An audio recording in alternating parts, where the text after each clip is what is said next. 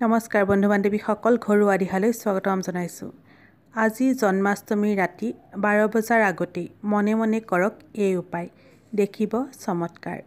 বন্ধু বান্ধৱীসকল, জন্মাষ্টমী হৈছে ভগৱান শ্ৰীকৃষ্ণৰ জন্মতিথি। এই দিনা শ্ৰদ্ধা ভক্তিৰে ব্ৰত ৰাখি ভগৱান কৃষ্ণৰ পূজা অৰ্চনা কৰিলে প্ৰভু শ্ৰীকৃষ্ণৰ অসীম কৃপা প্ৰাপ্তি হয়।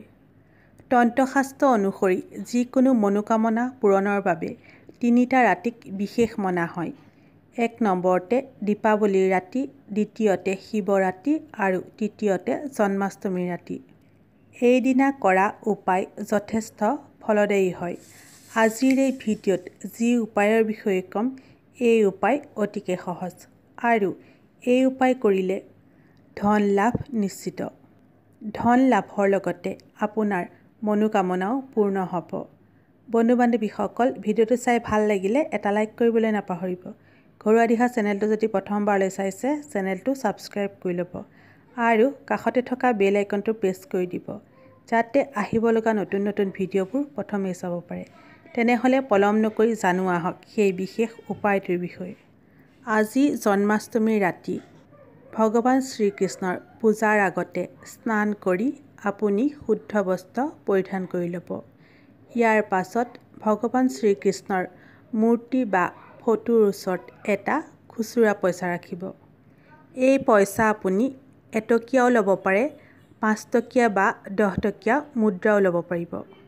ভগৱান শ্ৰীকৃষ্ণৰ ফটো বা মূৰ্তিৰ ওচৰত কইন্সটো ৰাখি ওম নমো ভগৱতে বাসুদেৱায় নমঃ মন্ত্ৰৰ 108 বাৰ জপ কৰিব। ইয়াৰ পাছত আপোনাৰ মনোকামনা মনৰ ভিতৰতে ভগৱান শ্ৰীকৃষ্ণক জনাব। ভগৱান শ্ৰীকৃষ্ণৰ পূজাত যি প্ৰসাদ বা ভোগ লগাব, তাত এটা তুলসী পাত দিবলৈ একেবাৰে নাপাহৰিব, কিয়নো তুলসী অবিহনে এই পূজা আধৰুৱা মনা হয়।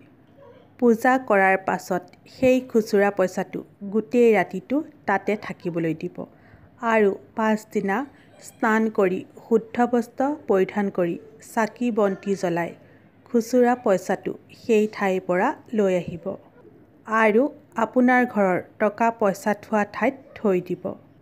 কিন্তু এই পইচাটো কেতিয়াও খৰচ নকৰিব, কিয়নো এইটো পইচা ভগৱান শ্ৰীকৃষ্ণক অৰ্পিত বিশেষ পইচা। এইটো পইচা এতিয়া সাধাৰণ পইচা হৈ থকা নাই।